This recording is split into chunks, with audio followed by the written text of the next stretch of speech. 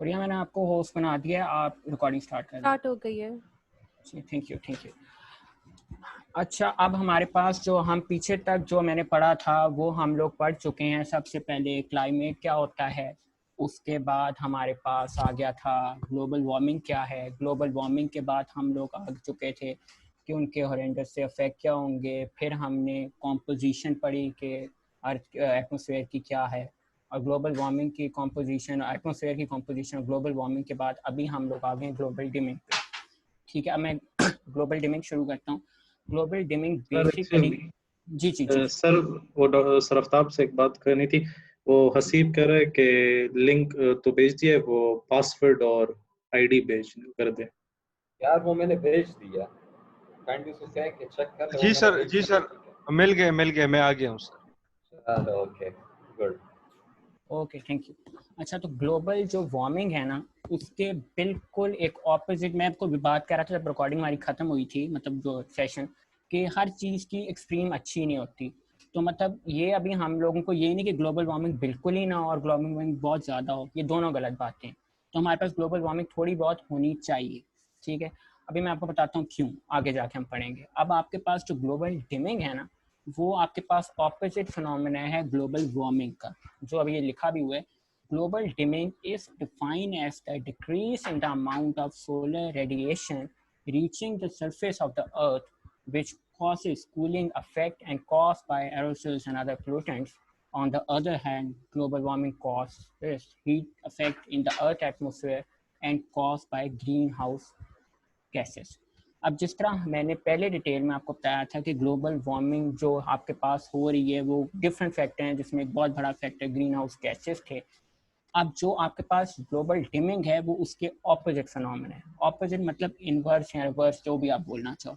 मतलब उसमें आपके पास ज़मीन है, गर्म होती है, लेकिन इसमें आपके पास जो सन की रेडिएशन है, मैंने आपको तीन बताई थी कि मतलब तीन में बेसिकली आती हैं, इंफ्रारेड बताई थी, अल्ट्रा वायलेट बताई थी, और आपके पास में तीसरी एक बताई थी, ये मैंने आपको स्पेक्ट्रम में से बताई थी। अब वो आपके पास किसी हज़ारों फैक्टर हो सकते हैं, किसी तरह अब डिफ्लेक्शन है, डिफरेंट एंगल्स होते हैं, वो बहुत ज़्यादा साइंस में वो हमारे पास कम पहुँचे हैं। कम पहुँचने की वजह से हमारे पास जो फिनोमेना आ रहा है उसको हम बोलते हैं ग्लोबल डिमिंग। ठीक है, अब मैं इसकी आगे जो साइड में जाऊँगा, इनकी सिग्निफिकेंस बताऊँगा कि जो मैं एक्सट्रीम्स की बातें की हैं कि एक्सट्रीम्स क्यों बुरी हैं।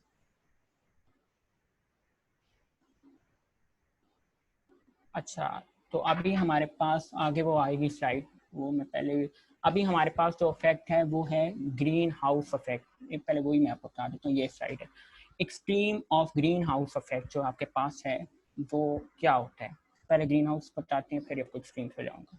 तो आपको आफ्ताब भाई ने शुरू में जब मैं आया था सेशन में क्वेश्चन पूछ रहे थे कि ग्लोबल वार्मिंग और ग्रीन हाउस इफेक्ट में क्या फ़र्क है। जिस किसी ने भी दोबारा से कोई भी वॉलंटरीली कोई इसको रिपीट कर दे तो अच्छी बात है, फिर मैं उसको एलेबोरेट कर दूंगा। तो कोई भी आपके इससे बता सकता है difference between global warming and green house effect.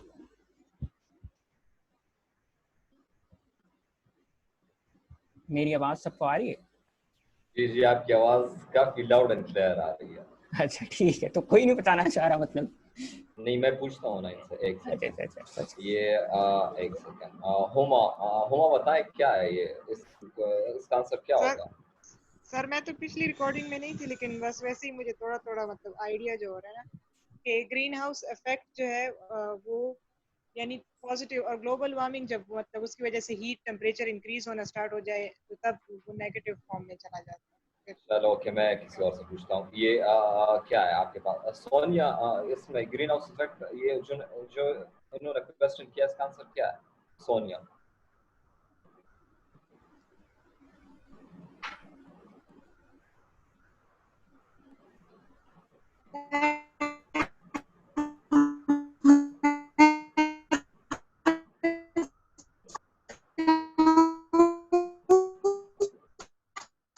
यार से बात आप कंटिन्यू करें, ठीक है? सही जी, ओके। अच्छा, मैं आपको बताता हूँ ग्रीन हाउस इफेक्ट और ग्लोबल वार्मिंग एक बहुत इजी चीज़ है। इसमें फ़र्क ये है कि ग्रीन हाउस आपके पास इस टाइम, ये मैं माइक सबका ऑफ कर दूँ। मेरी आवाज आ रही है?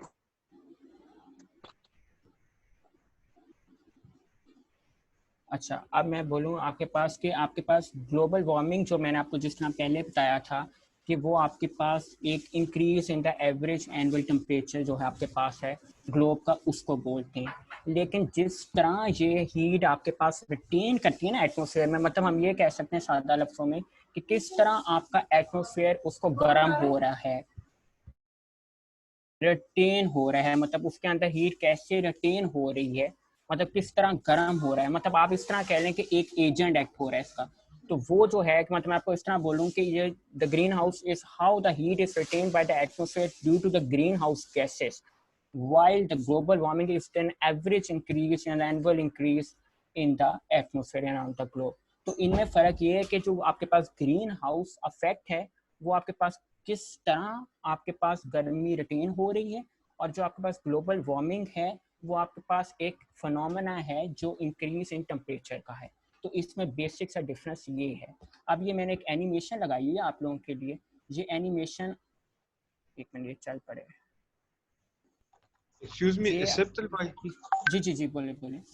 ये जो एक बात मैं कंफर्म कर दूं, जो ग्रीन हाउस है ये प्रोसेस है, ग्रीन हाउस इफेक्ट प्रोसेस है जो फॉर्म करता है फिनोमेना ऑफ ग्लोबल वार्मिंग, ऐसी बात सही है?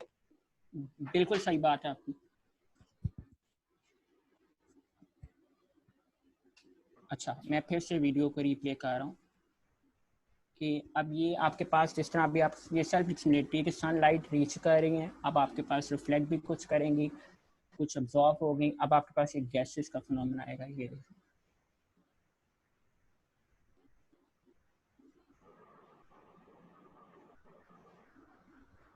अभी सबसे पहले मैं आपको ये जो भी आपने देखा है मैं दोबारा एक बार चल के फिर मैं आपको सारा इसको रिपीट बताऊंगा स्टेप बाय स्टेप।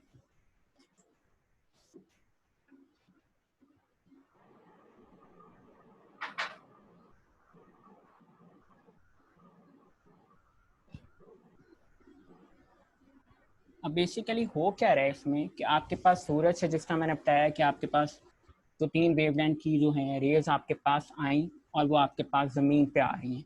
अब उसमें से इसको जब भी मैं पूरा ये फिनोमेना है इसको हम लोग एक तरह से एनर्जी बजट की डायग्राम भी बनाते हैं, वो भी इसका ही फिनोमेना आता है, वो मैं आपको आगे जाके बताऊंगा। सबसे पहले इस प्रोसेस को हम समझने की कोशिश करते हैं कि सूरज से आपके पास जो रेज हैं, किरणें हैं, शुआएं, वो आई और ज़मीन की तरफ आई।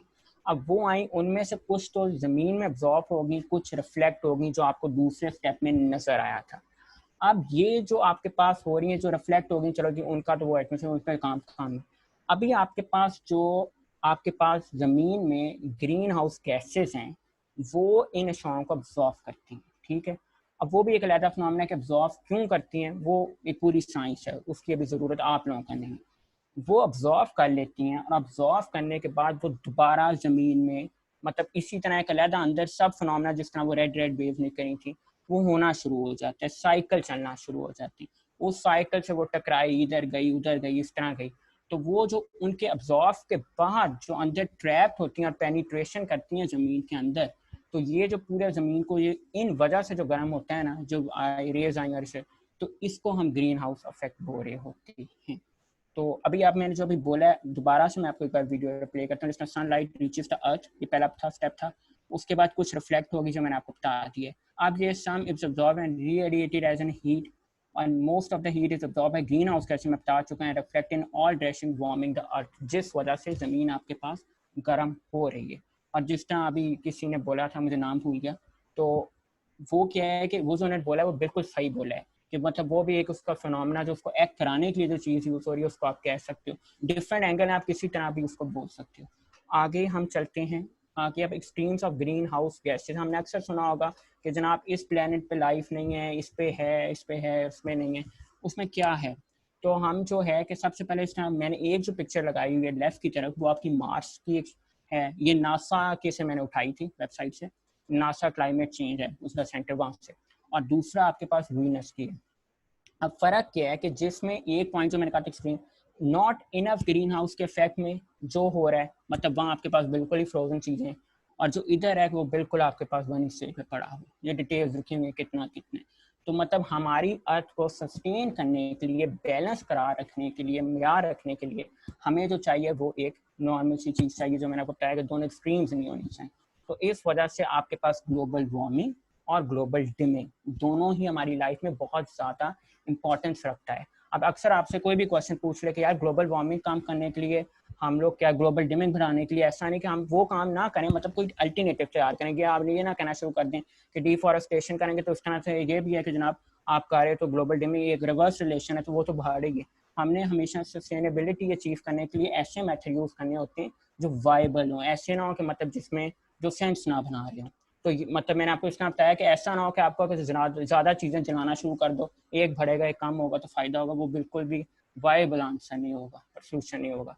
आगे ये मैंने एक थोड़ी इंटरेस्टिंग किस्म की फिगर लगाई थी ग्रीन हाउस गैसेज की।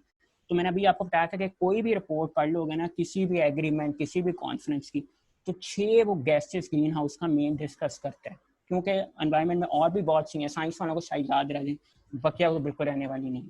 तो ये मैंने 4 की लगा दी, 2 और मैं आपको बता दूंगा आगे, ठीक है। वाटर वेपर्स हैं, नाइट्रस ऑक्साइड है, ठीक। जी जी जी एक सेकंड यार, ये मैं एक चीज ऐड करना चाहूंगा यार, ये बहुत ही बेसिक चीज है, चाहे ये साइंस के ना भी हो ना तब भी उनको ये करना चाहिए। ये बाकी चीजें तो ऑलमोस्ट सारे आपके जो एग्जाम दे रहे हैं उनको पता होंगी, लेकिन आपने डिस्टिंग्विश कहाँ करना है ये चीजें। अब ये डायग्राम्स ने बनाई हुई है ना, आपने पेपर में इसी तरह बनाने, ठीक है, ताकि वो जो चेक कर रहा हो ना उसको भी जरा इंटरेस्ट डेवलप हो आपके पेपर चेक करने में, ठीक है। तो आप ये टेंशन ना लेके, मतलब ये टेक्निकल चीजें आ रही है यार, टेक्निकल तो हमारे पास चंद ही मतलब गिनती के टॉपिक्स हैं, तो आप ये कभी भी ना सोचा करें कि चूंकि मैं साइंस बैकग्राउंड का नहीं हूँ तो मैं इसको छोड़ देता हूँ, ठीक है।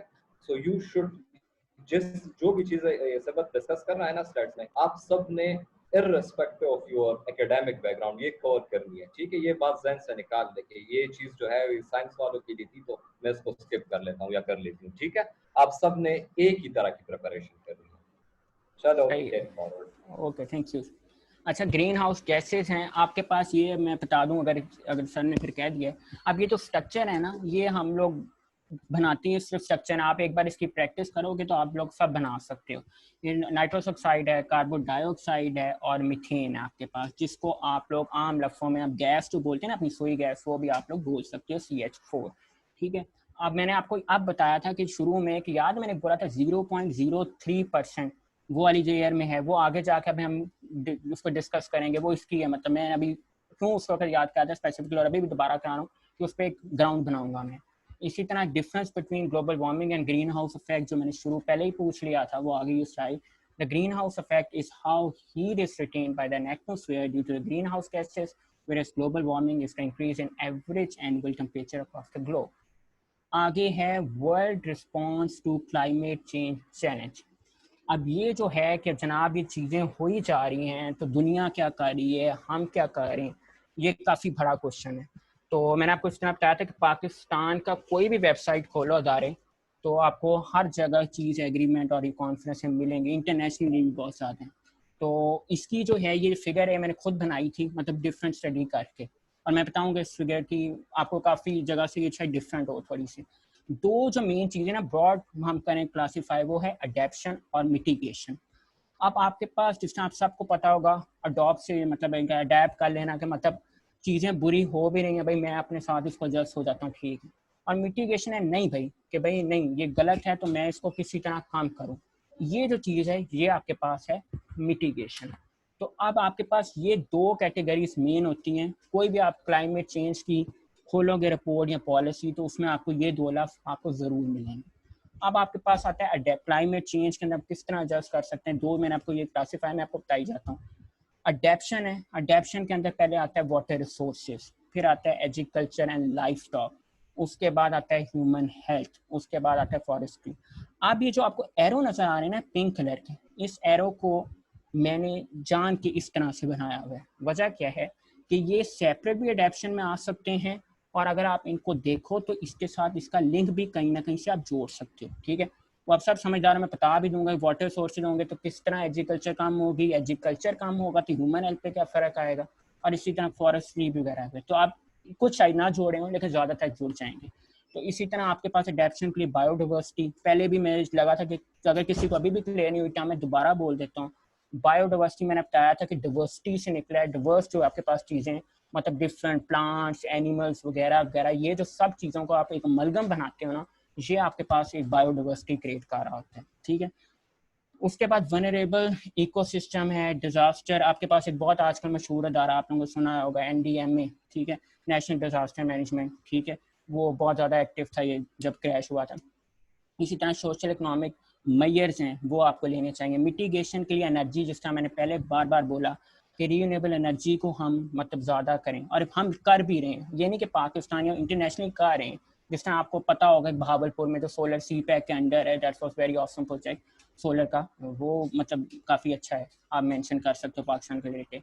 एनर्जी एफिशिएंसी एंड कन्वर्जन, ठीक है, आप एनर्जी एफिशिएंसी को भी देख सकते हैं। ट्रांसपोर्ट का मैंने आपको बताया, हाइब्रिड कार्स अभी यहाँ आ रही हैं, टेस्ला की कार्स हैं, फ्यूल एफिशिएंट कार्स को भी आप, एनवायरमेंट इको फ्रेंडली कार्स हैं। टाउन प्लानिंग बहुत मैटर करती है। जिस तरह आपके पास अब हमारे मुल्क में इस चीज़ की मतलब इतनी मतलब पेपर वर्क पे होगा नहीं है, क्योंकि हमारे पास कहीं जल्जला आया, उसी फॉल्ट लाइन के ऊपर आपने बालाकोट में दोबारा कंस्ट्रक्शन उसी जगह पे कर दी, भाई मैं तो अपनी ज़मीन नहीं छोड़ने वाला, वो रॉन्ग है। अब जापान या कुछ कंट्रीज देखो जहाँ बहुत ज़्यादा इस पे जल्जले आते हैं, लेकिन उन्होंने ऐसी फ्लेक्सिबिलिटी बनाई हुई है, बिल्डिंग्स वगैरह फ्लेक्सिबल, कि वो बहुत आराम से उसको कर लेते हैं। तो प्लानिंग बहुत मैटर करती है। मतलब आपने देख सुना होगा कि मतलब आप एक स्पेसिफिक एंगल्स पे आपको पढ़ के क्लाइमेट को करोगे, पूछोगे, तो आपकी शायद बिल्डिंग के लिए आपको हीटर या AC लगाना ही नहीं पड़ेगा, कुछ कंट्रीज ऐसी भी। तो ये चीज़ें टाउन प्लानिंग बनाते हुए, क्योंकि हमारे पास एक एनवायरमेंटल साइंसेज में एक पूरा सेक्शन है सस्टेनेबल डेवलपमेंट के रिलेटेड, सस्टेनेबल सिटीज़ का ना, तो वो उसमें आ जाता है सब कुछ, कि हम चाहते हैं कि आज जो भी हम चीज़ बनाएं वो सस्टेन हो, मतलब वो रह सके। ये नहीं कि अभी फ़ायदा है, we have to look after the long term goals, हमें शॉर्ट टर्म गोल नहीं देखने। तो टाउन प्लानिंग उसमें बहुत ज़्यादा मैटर करती है। इंडस्ट्रीज़ के लिए वेस्ट हैं वो छोड़ देते हैं वगैरह वगैरह। आप डिफरेंट डैम्पिंग के भी फजूल तरीके यूज़ करते हैं अगर कोई कर भी रहे। और फिर प्लेंटी कोई नहीं, मैं आपको मज़े की बात बताता हूँ कि जो आपके पास इन्वायरमेंट ट्रिब्यूनल्स हैं, हमारे पास हैं, जिसको आप स्पेशल कोर्ट्स कहते हो। अब एक बंदा वो साल का फॉर एग्जांपल खरबों रुपया कर रहा है इंडस्ट्री से, और उसको जो अगर जो होगा फाइन होगा, वो अगर लाख रुपया होता है तो उसको क्या फ़र्क पड़ता है। तो आपके पास मतलब कोई मतलब इफेक्टिव, मैं कहूँगा पॉलिसी भी इसको आप बोलो, तो वो नहीं है। इसके बाद एग्रीकल्चर एंड लाइफ स्टॉक, उधर भी मैंने बोला था, इधर भी लिखा था। अब देखो दो अडेप्शन में भी एक मैंने चीज़, क्योंकि सिमिलर मैंने कहा था रिपीट भी कुछ हो सकती हैं। अब आपने कहा कि कुछ अगर उन्हें बीमारी आनी है, कुछ उधर आप अडेप्ट कर लो, उधर आप इनको चेंज करने की कोशिश करो। इसी तरह कार्बन सर्टिफिकेशन और आपके पास फॉरेस्ट्री है इसको। अब ये कैपेसिटी बिल्डिंग की एक जो चीज़ लिखी हुई है, कैपेसिटी बिल्डिंग होती है कि मतलब आप अपनी जो है कैपेसिटी, अब ये ज़रूरी नहीं है कि ह्यूमन रिसोर्स हो, किसी भी चीज़ को आप इसमें जनरेट कर सकते हो, मतलब कंसर्न कर सकते हो। कैपेसिटी उन चीज़ों की बनानी चाहिए जो अच्छी है। जिस तरह मैंने अभी पीछे बात की थी बायो कैपेसिटी की, मैंने कहा था, मैंने आपको मिसाल दी थी कि अगर हमें बायो कैपेसिटी बनानी चाहिए और इकोलॉजिकल फुटप्रिंट कम करना चाहिए, क्योंकि वो मैंने आपको फिर आगे फिगर्स भी दिए थे उसके। तो वो आप कह लो ह्यूमन रिसोर्सेज अगर बढ़ रही हैं, आबादी बढ़ना बुरी बात नहीं है, मैंने पीछे, लेकिन बुरी बात नहीं है, लेकिन उसको इफेक्टिवली यूज़ करना भी फिर बात है ना, तो वो एक चीज़ होनी चाहिए। अवेयरनेस एंड कॉपरेशन, फिर मैंने आपको इमरान खान की बोला था, इसी तरह मैंने आपको डिफरेंट प्लेटफॉर्म से, इसके बारे में हम अभी आगे बहुत ज़्यादा पढ़ने वाले हैं। तो अवेयरनेस और कॉपरेशन तो बहुत ज़्यादा हुई भी, और मैं बताऊंगा आपको सब इंशाल्लाह। आगे आता है फाइनेंस एंड टेक्नोलॉजी ट्रांसफर। ये बहुत ज़्यादा इंटरेस्टिंग टॉपिक है कि ये खास हेडर है कि फाइनेंस और टेक्नोलॉजी। अब गरीब मुल्क, अब डेवलपिंग, डेवलप्ड और डिफरेंट, बहुत ही बुरे हाल वाले मुल्क, वो कहेंगे भाई इसमें डेवलप्ड हैं, वो कहेंगे भाई हमारी नीड्स हैं, हम चलो कर देते हैं थोड़ा बहुत। डेवलपिंग वाले कहेंगे भाई नीड्स हैं, हम तो कर ही नहीं सकते, तो पैसे तो लगेंगे इस काम के ऊपर। तो ये एक बहुत बड़ा इशू था, इसको मैं सेपरेटली, हम जो आगे पढ़ते जाएंगे सेपरेटली डिस्कस होगा। इसी तरह पॉलिसी इम्प्लीमेंटेशन, जिस तरह मैं आपको बार बार पाकिस्तान की मिसाल दे रहा हूँ कि पॉलिसीज़ हैं, डॉक्यूमेंट्स हैं, लेकिन तब भी अमल दरामद नहीं हो रहा क्योंकि हम सीरियस नहीं है। इसी तरह कंटिन्यू, इसी को पीछे एक मैं कह रहा हूँ। सेकंड जी चलो प्रीवियस स्लाइड पर जाएं जरा। जी मैं आ गया। ये मैं क्वेश्चन करता हूँ जरा, सोशो इकोनॉमिक का क्या मतलब होता है, मैं पूछता हूँ स्टूडेंट से, ऐसे बता ना बता, क्योंकि आपने हाँ मुझसे ठीक एक है। दफा एक क्वेश्चन किया था, मैंने आपको एक्सप्लेन किया था। सोशो इकोनॉमिक का क्या मतलब होता है, एनीवन इन द क्लास? ये आपने अभी तक आप अखबार पढ़ रहे होंगे ना 4-5 महीनों से, ये लफ्ज आपने कोई 20 दफा सुना होगा, इसका क्या मतलब होता है? सोशो इकोनॉमिक का क्या मतलब होता है? Interaction of social and economic factors. हाँ जी, तो ये इसकी एग्जांपल क्या है? इंटरेक्शन किस तरह की इंटरेक्शन? सर एम्प्लॉयमेंट, एजुकेशन, हाँ, एम्प्लॉयमेंट, एजुकेशन, तो क्या मतलब इसमें सोशल फैक्टर कौन सा है और फिर इकोनॉमिक फैक्टर कौन सा आ जाता है? सर कि बंदा जब जाता है एम्प्लॉयमेंट की करेगा, एग्जांपल ले ले तो बंदा जाता है, काम करता है, ही इंटरेक्ट्स विद डिफरेंट पीपल, उससे उसको तनख्वाह मिलती है, तो वो उसका इकोनॉमिक फैक्टर हो गया। Anyone else?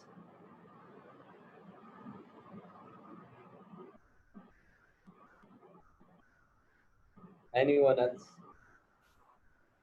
सर के जैसे इन्होंने एग्जांपल दी ना कि your level of education will be related to the level of income that you are receiving, तो ये sort of a socio economic factor हो गया। चलो ये भी ठीक है यार। सिंपल एग्जांपल मैं आपको ये देता हूँ। Social phenomena, let's suppose migration होगी, ठीक है, एक जगह से एक लोग को मतलब माइग्रेट करना पड़ गया, ठीक है, अर्बनाइजेशन हो रही है, लोग एक जगह से दूसरी जगह मूव कर रहे हैं, ठीक है, उनकी सोसाइटी चेंज हो रही है, उनके सारे सोशल सिस्टम्स चेंज हो रहे हैं, ठीक है। एक सोशल मतलब वो क्या है, आपके पास फिनोमेना हो गया है माइग्रेशन का। तो माइग्रेशन के रिजल्ट्स में जो लोग मतलब जिनकी इनकी आबादकारी पे जो खर्चे आने हैं, जो कि हुकूमत को इनके लिए इकोनॉमिक पॉलिसीज बनानी पड़ती हैं, ठीक है, तो ये सोशो इकोनॉमिक मतलब वो स्फेयर में आ रहा है। इस तरह अगर आपकी मतलब किसी जगह पर क्या है, सफाई के हालात ठीक नहीं है, ठीक है, आपके पास बीमारियां वहां पर फैल रही हैं, तो उसको फिर वो क्या है, मिटिगेट करने के लिए गवर्नमेंट जो एक्सपेंसेस अपने हेल्थ सेक्टर को दे रही है। तो ये सारे इसी तरह के एग्जांपल है कि किस तरह आपके सोशल प्रॉब्लम्स या जो सोशल इश्यूज हैं वो आपकी इकोनॉमिक डिसीजन मेकिंग को किस तरह अफेक्ट करते हैं। तो इन चीजों को हम सोशल इकोनॉमिक उसमें पढ़ते हैं। फिर इस तरह अगर आप कोई इकोनॉमिक डिसीजंस लेते हैं तो उसका सोशल इम्पैक्ट क्या पड़ेगा। तो ये चीजें इस तरह लिंक होती हैं, ठीक है। आप इस तरह यार बिल्कुल आप लोगों को मैं बार बार हम जब लेक्चर मतलब डिलीवर कर रहे होते हैं ना, तो मैं एक एक चीज को मतलब कोशिश करता हूँ कि अगर आप ना भी पूछे तो मैं खुद आपको एक्सप्लेन कर दूँ। और ये चीज आपने पढ़ी भी होगी अभी ये अखबार वगैरह में। अब दूसरा इन्होंने एक बात कही ना कार्बन सेक्वेस्ट्रेशन की, तो इसका क्या मतलब है। अब मैं आप लोगों से पूछूंगा, ऐसे बता आप ना बताओ, ये चीज उन्होंने कही ना, आप में से किसी ने नहीं पूछा कि ये क्या चीज है। अब मैं आपसे क्वेश्चन पूछता हूँ कि ये क्या है। Carbon storage at large level sir, मतलब कार्बन क्या स्टोरेज मतलब जो होता है करते हैं। इसका। कार्बन स्टोरेज को कार्बन सेक्वेस्ट्रेशन कहता है। Yes sir. Is this your point. अच्छा जी, कोई और। ग्लोबल वार्मिंग को कम करने के लिए सर वो कार्बन स्टोर करते हैं उससे, एनीवन इसको कहते एल्स। यार ये टू फोल्ड फिनोमेना आप देख लो, it is not about all about the capture, it is about, not all about the story. It is a two-fold phenomena. The capture using different technologies like carbon capture technology, सबको पता होगा, ठीक है, and then its storage and its subsequent use, ठीक है। ये तीन चीजें क्यों हम कर रहे हैं, ऑब्जेक्टिव क्या है, just to mitigate the global warming or just to maintain the levels of carbon dioxide to a sustainable level in the atmosphere। तो यार ये चीजें आप देखा करो, ठीक है। आप कोई चीज पढ़ रहे हो ना, आपको कोई भी टीचर आपको बता दे, ये उस दिन आप जब हम सीपैक का कर रहे थे तो मैं सर पकड़ के बैठा हुआ था, जब मैं आप सारों के क्वेश्चन कर रहा था, जो बुनियादी क्वेश्चन जो आप कर ही नहीं रहे थे, ये सिक्योरिटी रिलेटेड एक ही क्वेश्चन बनता था कि सीपैक के पाकिस्तान के लिए स्ट्रेटेजिक लिहाज से क्या इम्प्लीकेशंस है या क्या एडवांटेज देता है या क्या चैलेंजेस बनता है। आप में से कोई वो एक चीज के पीछे पड़ा हुआ था, कोई दूसरे। तो यार जब भी आप लेक्चर वो कर रहे हो ना, अभी तक हमने कितने लेक्चर्स मतलब वो कवर किया, ये चीज तो अभी आपकी डेवलप होनी चाहिए कि जब भी आपको कोई भी बंदा आपको डिलीवर कर रहा हो तो आप में ये चीज होनी चाहिए कि यार मैंने एक टॉपिक को गर्दन से किस तरह पकड़ना है, ठीक है। तो कम ही वक्त में सारी चीज हो जाए और आपको याद भी रहती है। चलो इससे बात मूव फॉरवर्ड, ठीक है, आप कैरी फॉरवर्ड करें। ओके भाई, थैंक यू। अच्छा, आगे मैंने कहा था कि इसी तरह hundreds of conference and agreements of at international and national level, इसी तरह आपका क्लाइमेट चेंज मैं बता चुका हूँ कि अभी 2020 में हॉटेस्ट एजेंडा है यूएन का। इसी तरह आपके पास अब आता है कि जनाब क्लाइमेट चेंज के बारे में आफ्ताब भाई ने जिस तरह हर स्लाइड का एक फॉर्मेट बनाया हुआ है कि लोगों की क्या राय है, थॉट्स क्या हैं, जिसमें हम दो में डिवाइड करें, एक फर्स्ट स्कूल ऑफ थॉट है, एक सेकंड स्कूल ऑफ थॉट है। अब जो फर्स्ट स्कूल वाले हैं ना, वो कहते हैं कि भाई वो प्रो हैं। अब प्रो हैं कि मतलब वो हक में हैं, इसके लिए multiple states, organisation, public bodies और प्रोग्राम्स हैं जो काम कर रहे हैं इसके लिए। अब मैंने आपको सिर्फ ज़्यादा नहीं इंफॉर्मेशन की जब याद नहीं रहेगी टॉप 4 कंट्रीज मैंने बताई हैं कि जो अगर मैं पढ़ा था एक जगह पे, जितना डेनमार्क है, फिनलैंड है, नॉर्वे, स्कैंडिनेवियन कंट्रीज हैं, ये हर चीज़ में माशाल्लाह से अच्छा जा रही है। तो इसी तरह ये इधर भी ऊपर ही है, न्यूजीलैंड है, दे आर डूइंग वेल। तो लेकिन अभी कुछ ये नहीं, अब आप एक कोई एग्रीमेंट पढ़ो और उसमें अब 5वां ऑस्ट्रेलिया था, मैंने इसीलिए उसको निकाल दिया क्योंकि आपको एक एग्रीमेंट पढ़ोगे और उसमें ऑस्ट्रेलिया का रोल अच्छा नहीं होगा और इधर होगा कि वो अच्छा नहीं तो ऊपर कैसे, तो मैं वो भी आपको आगे क्लियर कर दूंगा। तो किसी एक चीज़ पे हमने जजमेंट नहीं करनी कि इस एग्रीमेंट में तो इस कंट्री ने अच्छा नहीं किया था, जो ऊपर आपको कंट्री नज़र आ रही है इसका भी एक एग्रीमेंट के अंदर गलत रोल है थोड़ा बहुत। तो वो नहीं है कि आप उसको देख के कहने के वगैरह वगैरह, हमने हर चीज़ को पढ़ के फिर हमने थोड़ा सा स्टांस बनाना है कहाँ ये ठीक है गलत है। तो ये टॉप 4 कंट्रीज लगी हैं जो अच्छा काम कर रही हैं इसके बारे में। इसके बाद है फेमस ऑर्गेनाइजेशन, ये कुछ मैंने ऑर्गेनाइजेशन हज़ारों हैं, मैंने कुछ लिखी। यूएस इन्वायरमेंटल प्रोटेक्शन एजेंसी है EPA, इंडियन एनर्जी, इसके मैंने आपको फिगर्स दिए हैं दूसरी वाली से, national oceanic and atmospheric administration, ये बहुत फेमस है। Inter governmental panel on climate change, ये 1988 में बनी। WMO और दूसरी एक जो यूनाइटेड नेशन की इन्वायरमेंट वाली से जो नीचे लिखी हुई है। वर्ल्ड मेट्रोलॉजिकल ऑर्गेनाइजेशन है, National Center for Atmospheric Research है, Center for Remote Sensing of Ice Sheets है, नेशनल क्लाइमेट डाटा सेंटर है, Pew Center on Global Climate Change है, Food and Agriculture Organization of United Nations है, ये भी बहुत अच्छे इदारा है। उसके बाद National Snow and Ice Data Center है। इसी तरह इंटरनेशनल जियोस्फीयर बायोस्फीयर प्रोग्राम है। इस तरह international union for conservation of nature है। ये कहीं ना कहीं दुनिया के हर पार्ट्स में इनके ऑफिस और काम कर रही हैं।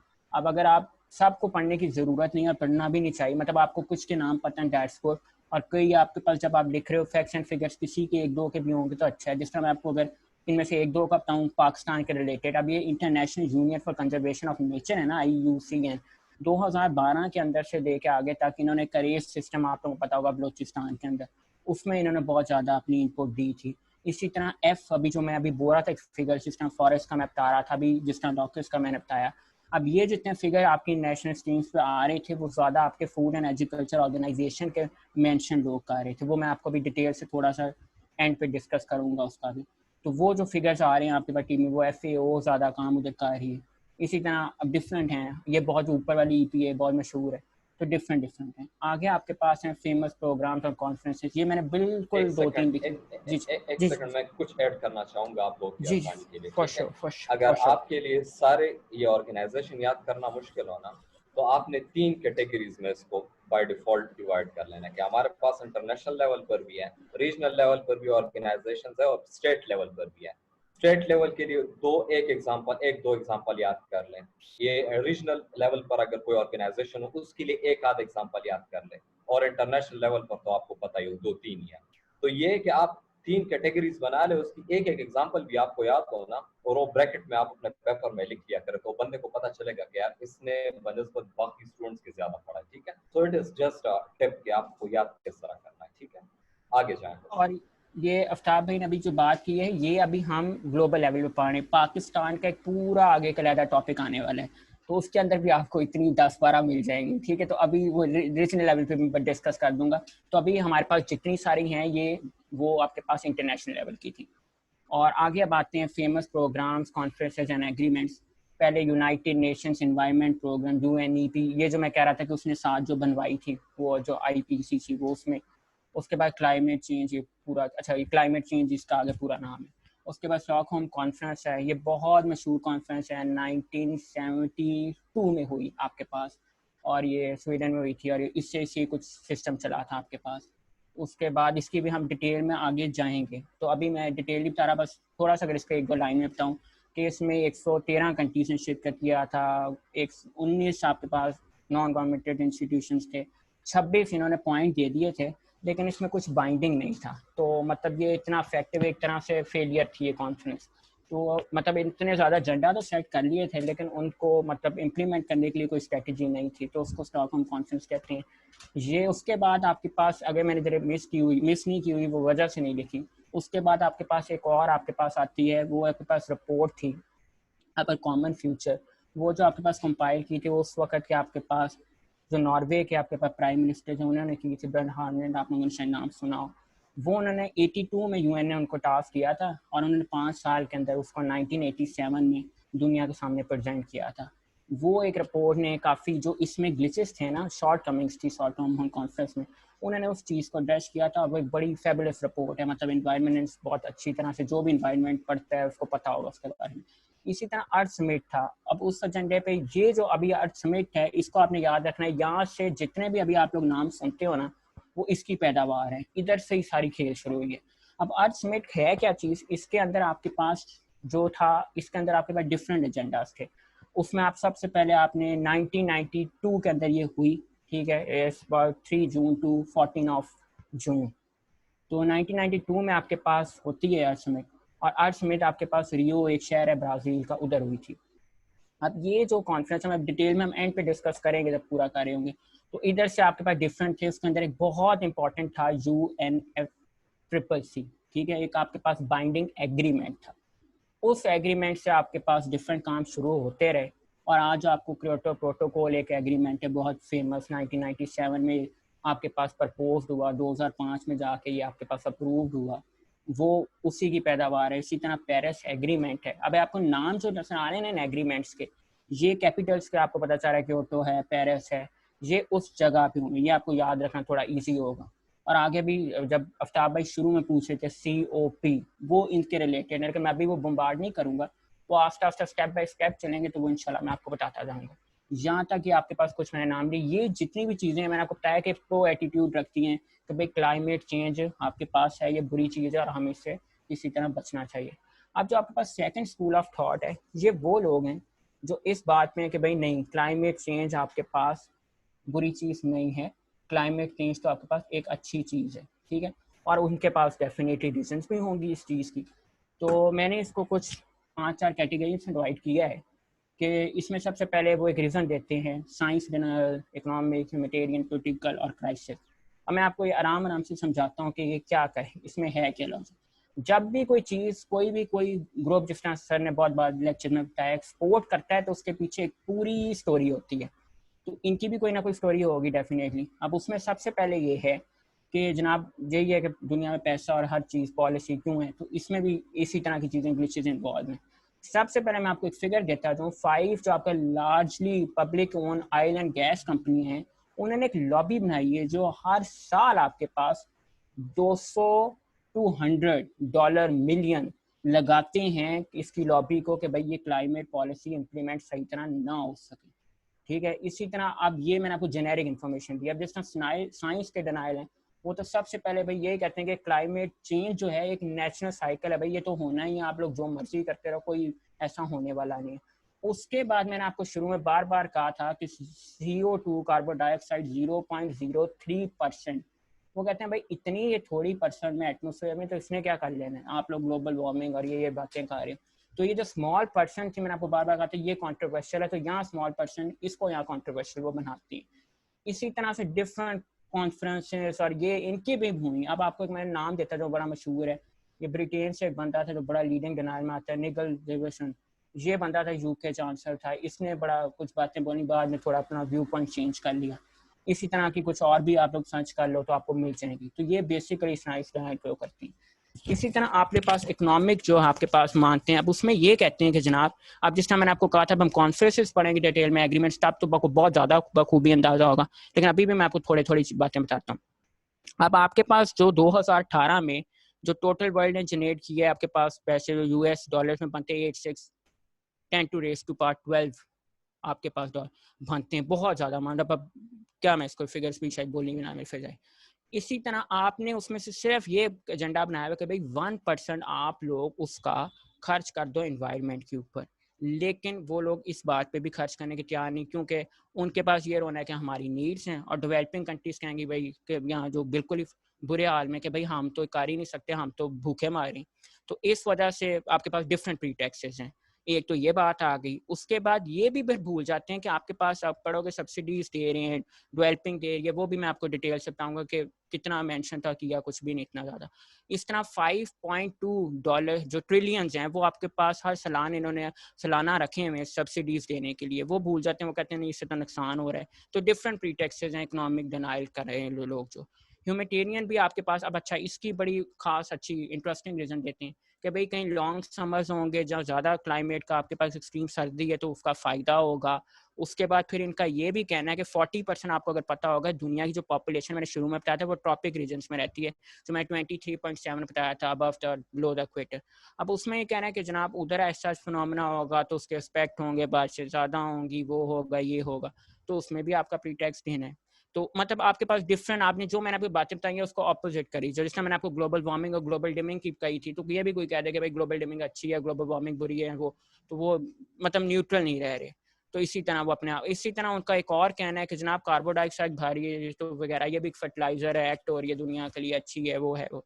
इसी तरह पोलिटिकल भी आपके पास हर बंदे की मैंने बताया कि होती है, तो पोलिटिकली भी जो हैं आपके पास गवर्नमेंट्स वो भी इसके लिए रिडक्टेड है इस केस में, क्योंकि उनके अपने इंटरेस्ट होंगे डेफिनेटली। अब मैंने आपको जितना शुरू में एग्जांपल दी थी कि US 20 के 5% आपके पास रिलीज कर रहा है, और वो बेचारा 0.1 रिलीज कर रहा था GHG, जो ग्रीन हाउस इफेक्ट गैसेस थी।